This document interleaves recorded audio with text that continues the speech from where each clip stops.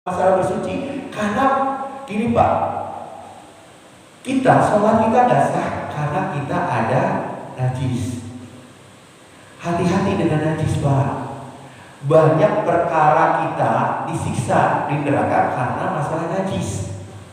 Makanya Imam Syafi'i sangat ketat dalam hal najis ini. Terutama pakaian kita nih Pak, pakaian kita jangan sekalipun kena tetesan najis. Makanya dalam baul, hati-hati baul. Makanya kalau baul Pak, kalau saya di WC saya buka semua Pak. Kenapa? Karena kalau terpercik ke pakaian kita kena najis, benar nggak? Mau di mana pun saya buka semua. Kalau misalnya dia terkena kaki saya bisa dibasuh kan? Tapi kalau pakaian berat Pak, dicuci basah kita. Makanya kalau saya kemanapun ya, kalau misalnya baul atau apa, buka semuanya, ya buka semuanya. Kenapa?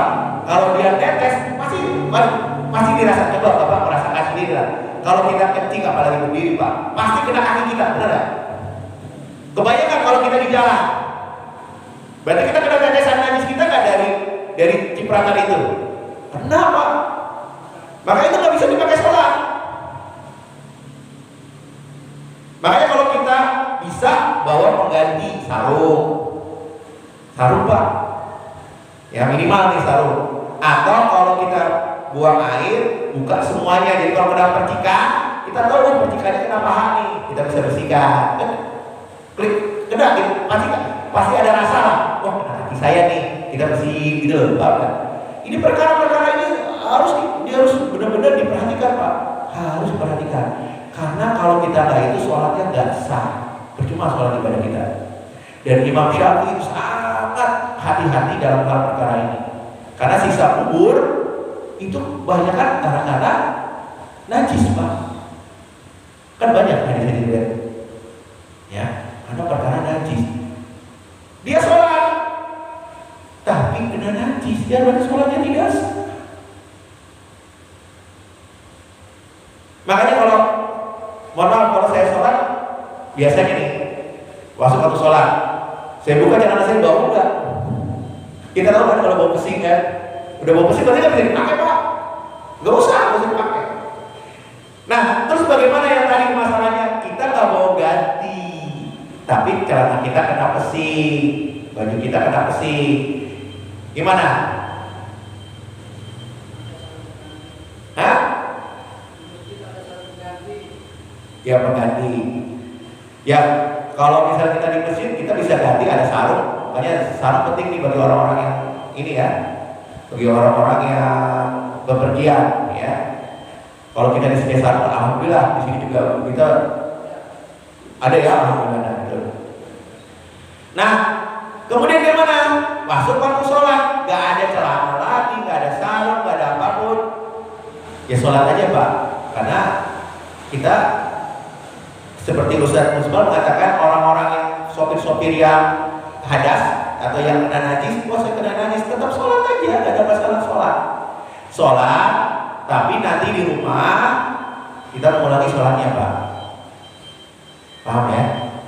Karena kita nggak boleh sama sekali meninggalkan waktu sholat Pak, dalam keadaan apapun.